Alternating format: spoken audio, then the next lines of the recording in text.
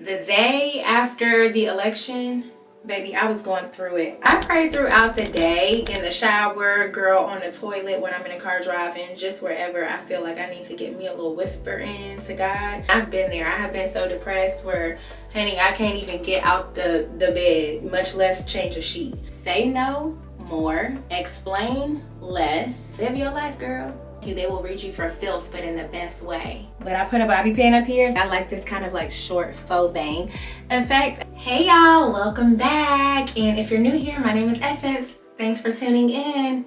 All right, so I was inspired to make this video because so much of the advice that I see on the internet for women, specifically Black women, is very male-centric. How to get a man, how to be better to your man, how to keep a man, blah, blah, blah, blah, blah, blah, blah. So, as a 37-year-old Black woman, I thought that I would share some of the things that have helped me along my journey that are not male-centered. And we're gonna do my hair while I give this advice because I got some errands to run, so I gotta look like something. Although, I ain't gonna hold you. I'm kind of like, I didn't know my hair was given like this. Like, I came into the bathroom to record and I was like, it's giving like girl Lenny Kravitz, kind of.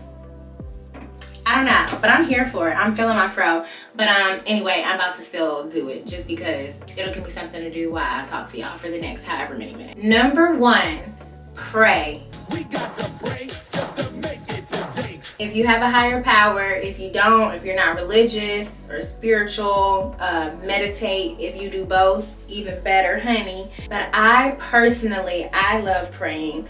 I have found prayer, at least for me, to be a way to just intentionally say what's concerning me, intentionally say what my worries are, intentionally say what my desires are, intentionally list off the things that I am grateful for. It's just a way to quiet the noise, cut out the distractions, and just cut out the distractions and just focus all of your thoughts, your energy, your intention, on expressing these things, getting these things out. Because prayer is a mindful practice, it requires me to create a still atmosphere and express my concerns, my desires, my gratitude, all of that with clarity. And afterwards, I feel so much lighter. And often what will happen, because it's so intentionally mindful, a lot of times the solutions will be made clear to you. What you need to do next will be made clear to you. Whatever you're worrying about will suddenly be put into perspective, and you realize like, this kind of isn't like that deep. Maybe I'm tripping. Also, I forgot to say, pray whether things are going good or bad. Prayer is not something that you do just when the going gets tough. It's a lifestyle. It's a practice. It's a ritual. Okay, so pray every day if you can. I mean, nobody's perfect. Obviously, we're gonna miss time, but pray as often and as regularly as you can. For me, at least, it helps to just keep me on track mentally, spiritually, emotionally. Okay, number two, journal. Okay, get you a notebook, get you a pen, honey, a number 2 pencil, a marker pen, a gel pen, whatever floats your boat and tickles your pickle. But get you something to write with. You can even do it electronically, like on a computer. I'm old school. I love pen to paper, so I journal in a notebook. But journal. I actually journal my prayers. So I pray throughout the day, in the shower, girl, on the toilet, when I'm in a car driving, just wherever I feel like I need to get me a little whisper in to God.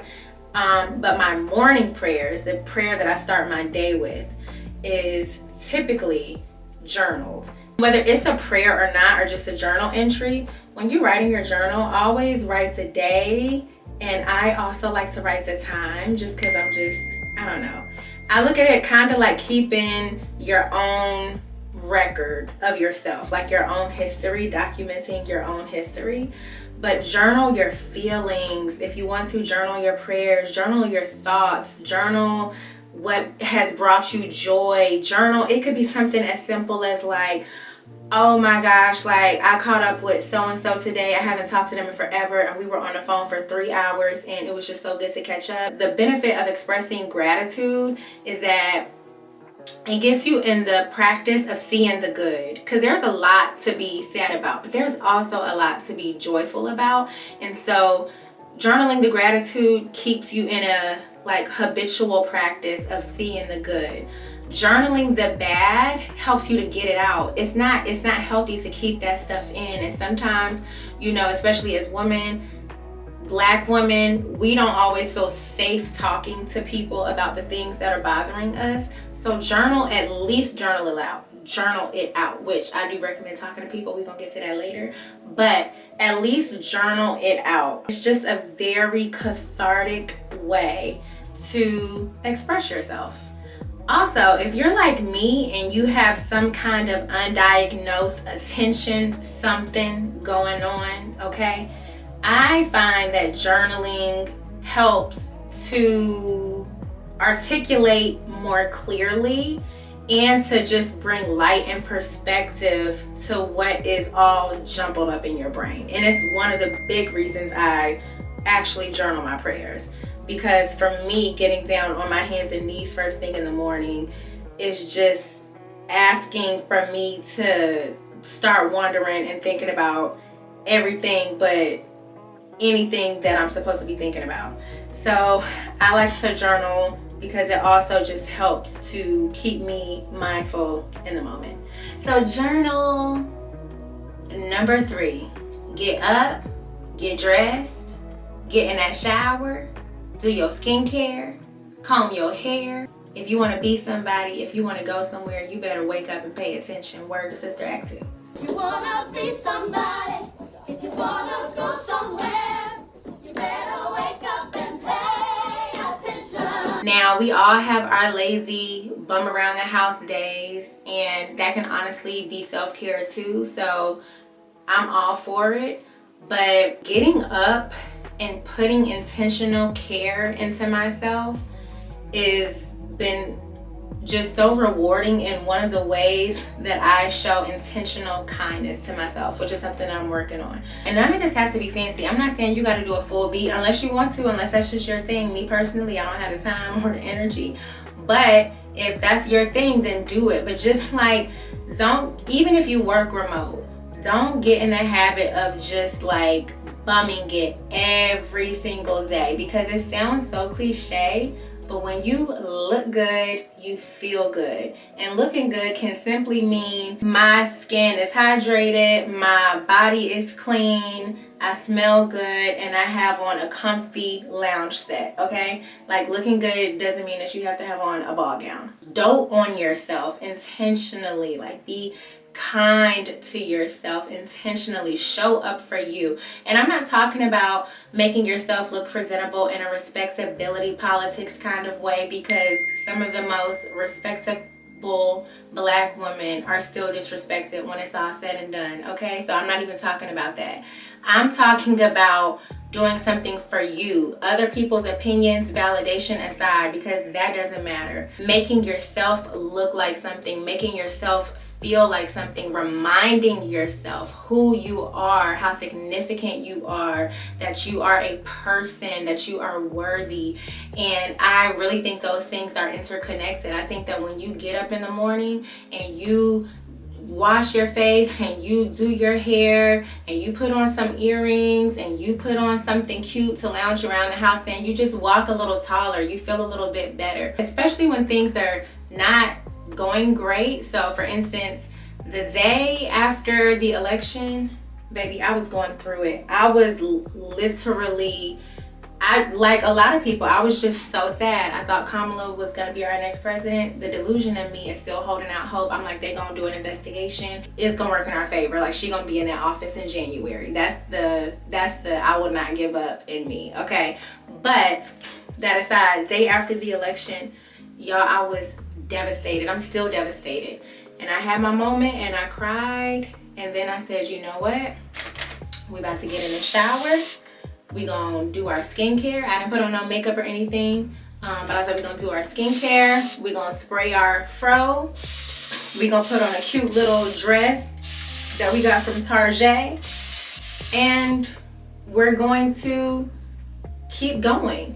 And I think that part of the getting ready, at least for me, is my way of saying, despite the struggle, despite the bad day, despite the dilemma, despite the downfall, life goes on, and I will not allow anything. I will not allow any kinds of sadness, any kind of unfortunate circumstance to steal my joy, to steal the way that I treat myself with kindness. Like, you don't get to have that too. As a Black woman, that is hyper important, because there is so much that's going to happen to you and around you, and it will really break your spirit if you let it. And so getting up and getting dressed and putting that intentional time into yourself every day is not about vanity, which it can be. It's not about that for the purpose of this conversation though. It's about not allowing what's happening around you, not allowing what's happening to you, not allowing the system set in place to destroy you. It's about not letting any of that defeat you, take all of you, because it's gonna get to you some, but you can't let it take all of you. You still have to own yourself. You still have to own your joy. You still have to create your joy. You still have to create your pride. You still have to create and own your sense of self. Those things can't be taken from you or defined by anything or any person. So that is why I say to do that. This is coming from somebody who didn't always do that. I didn't always, I have worked remote for the last, 3 or 4 years. So I haven't always been doing this, but I've started doing it recently, and it has been a total game changer in the best way. And it just helps me to keep on going. So highly, highly, highly recommend. Get up, get dressed, girl. Number 4, I think we are number 4, but if we not, just pretend like we are. Keep a tidy space, okay? I cannot think or function at my highest self in chaos. And there is little in this world that you can control. So if you have personal space, control it and keep it clean and keep it organized. You deserve that. And don't look at it like a chore. Look at it like an act of love and kindness to yourself. Every 6 months or so, go through your closet, see what it is that you know you ain't gonna wear no more. Put it in a donation bag, get rid of it, get it out of there. Dust your stuff, your windowsill, your dressers, your surfaces, dust your belongings, okay? You'll be surprised how dust just slowly accumulates. Dust your ceiling fans, the light fixtures, all of that. But you breathe in dust, and if you have allergies, if you have asthma, even if you don't have those things, you deserve to breathe in as clean air as possible. How am I gonna tuck this? Maybe in the back. You deserve to breathe in as clean of air as possible. Keeping a tidy space is just so healing, and it helps me to think clearer. It helps me to be more productive. So 10 out of 10, highly recommend. And I understand sometimes, child, you be going through it so bad, you can barely get yourself together, much less your space together. So I get that, and I've been there. I have been so depressed where, honey, I can't even get out the bed, much less change a sheet. So if that's the case, just do what you can. Start somewhere. It doesn't matter how small. You don't have to ceiling to floor, baseboards, go full on Amelia Bedelia. I think that was her name.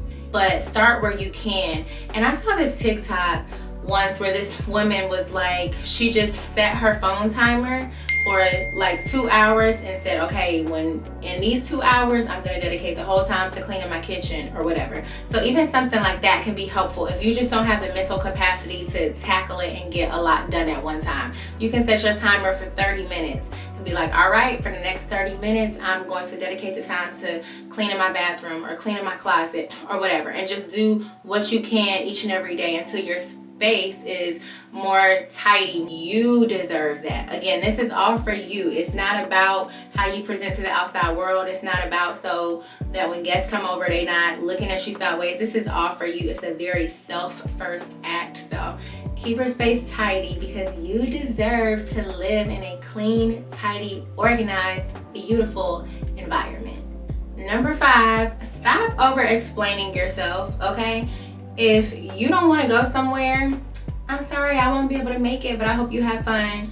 If you don't want to do something, I'm sorry, I can't commit to that, but I hope it all works out for you. Stop over explaining yourself. You do not have to give reasons. And I'm saying this as someone who is still working on this. I'm still working on everything on this list, by the way, but I'm really still working on this one. Like, you do not owe people all these explanations. No is the reason.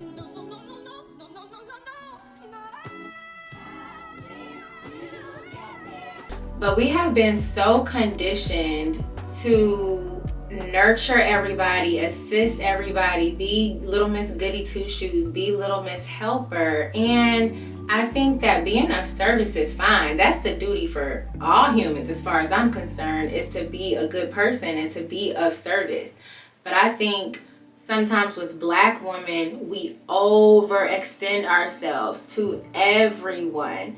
And we do these things for everyone that serve us no purpose, that bring us no peace, that bring us no joy. And it's just time to stop, because we have the data. It doesn't pay off. We see it in our families. We all know people who have overextended themselves and it just didn't pay off for them. So we just have to stop doing that. And I think that that is one of the biggest ways that we can honor our foremothers, the women in our families who had to do that at times where they didn't have choices because they didn't have rights. But baby, it's a new day. And they didn't sacrifice all of that for us to just still be perpetuating the same struggles that they had to endure when they didn't have a choice. They did that so that we could have a choice. And now that we do have a choice, we need to honor that. We need to honor them and honor their sacrifice. So if you are a Black woman, stop overextending yourself and say no more, explain less, and live your life, girl. Also, let me just add, Black women are disproportionately dying from stress. Black women are disproportionately getting ill and sick from stress. So who is overextending themselves to help you with all of that after you've overextended yourself? It's not the healthcare system. So girl, stop, okay? Enough is enough. We're taking care of ourselves. Number 6, we're almost done, guys. Water your non-romantic relationships, okay? So much emphasis is placed on these menses and romance. But girl, if you don't plan dates with your girlfriends, Bitch, you took me on a Beverly Hills shopping spree? We are not dating. your cousins, with the elderly people in your family, they be so wise. My girlfriends have dug me out of some of the deepest holes, some of the darkest times of my life, and if I did not have them, I know for a fact I would be a different person today. Like, they have cried with me, laughed with me, just been these very necessary connections and helped me to develop into the person that I am today. Water those relationships and be intentional about them. Call each other, make time. I know everybody's busy. Some people have kids, you know, some people are married, some people are in school, you know, work very demanding jobs, but find time, because we all find time for what we want to make time for. And nobody says that you got to talk every day and cackle on the phone for hours and hours and hours, but just make the time. Plan trips together, even if you got to start planning a year in advance, okay? Go to brunch together, go to the museum together. If you live in different places, I just dropped mascara on my jeans. If you live in different places, plan FaceTimes together. Be like, hey girl, what you doing this day or whatever this week? Let me know some windows and days of times that you're available so that we can link up. I need to see your face. It's just so necessary. It's so necessary, because you're going to need them. We are very multi-dimensional beings, and our source of joy and happiness and memories and all of that cannot come from just one romantic partner or person. Like, you have to water those non-romantic relationships. So be very intentional about that. And I am a strong believer that it strengthens the quality of your life. And last, number 7, girl, if you don't get you a therapist, let me first say, I know that everybody does not have insurance. I know that everybody's insurance does not cover therapy, but if you have access to therapy, I'm gonna need you to get on it, and I'm gonna need you to use it. I'm gonna need you to call that lady or whoever and schedule you an appointment. And don't give up if it's hard, because therapy, finding a therapist can be kind of like dating. You might have to kiss a few frogs first, but when you find someone who gets you, who sees you, who's smart, it is so worth it. And to my point prior, those non-romantic relationships, yes, they are important, and yes, they are great to be there if you need to vent. However, don't get it twisted. That's not, they're not your therapist. That's not your job, and everybody has their own load. It is not fair to expect them to be your sounding board every single time you need counsel. Also, sometimes they have very well-meaning advice, but it's just not necessarily something that applies to you and your situation, and you need someone with a broader perspective, with a not a biased perspective. And a good therapist will challenge you in the best ways and really stretch you and grow you as a human. They will challenge the way that you think. They will identify patterns. They will check you. They will read you for filth, but in the best way. Like my therapist one time told me I had a habit of overly considering the context, because after I had been going to her for a while, just obviously I'm going to tell her about just different situations, and I told her about a few situations, and she was like, I noticed that you have a habit of always considering the context, which can be a good thing, and it's what makes you a very understanding human being. But by the same token, it also is very toxic, because you don't know when to cut it off, and you use that context basically as like excuses for other people's bad behavior. So in a relationship, I was like, well, he didn't have an example because this happened and he went through da da da da da da. And it's like, all of that is relevant and all of it is valid. However, when it's time to cut that relationship off, you need to cut it off, and you cannot rely on that. You can't use that to excuse their poor treatment. And she pointed that out to me, and I was like, so I say that to say, therapists are professionals. They are trained to help you identify patterns. They are trained to help you think more broadly about things. They are trained to help you stop centering yourself as a victim. They're just trained to do so much a good one. So highly, highly, highly recommend therapy, because community, girlfriends, mamas, daddies, aunties, uncles, cousins are important, but baby, they not therapists. And even if they are therapists, like one of my best friends is a therapist, she's not my therapist, because I don't even think that's legal. I think it's a conflict of interest. It's like, it violates the code of ethics. So get you a therapist, because it's life-changing. So yeah. Okay, that's all. I hope you enjoyed my video. If you found something useful, that makes me very happy. I hope that you come back. I hope this is not the last time that we see each other. And like, comment, subscribe, get to know me. Find me on Instagram, on TikTok. I'll put all of that on the screen, and also in the description box below. I'll also put like I don't even have on foundation, but I'll put like my blush shade and whatever else I use. I don't really use much, but I will put that information in the description box. And I am wishing you all light, love, joy, peace.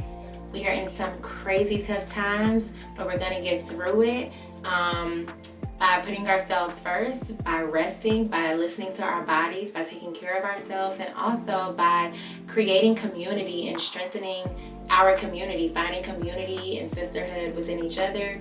So thanks for watching, and I will see y'all in the next video. Okay, y'all, real quick, I'm done, but I just had to come back on and show y'all. So I lifted my bang with a bobby pin. So I just, can you even see it? Where is the bobby pin, girl? It's lost.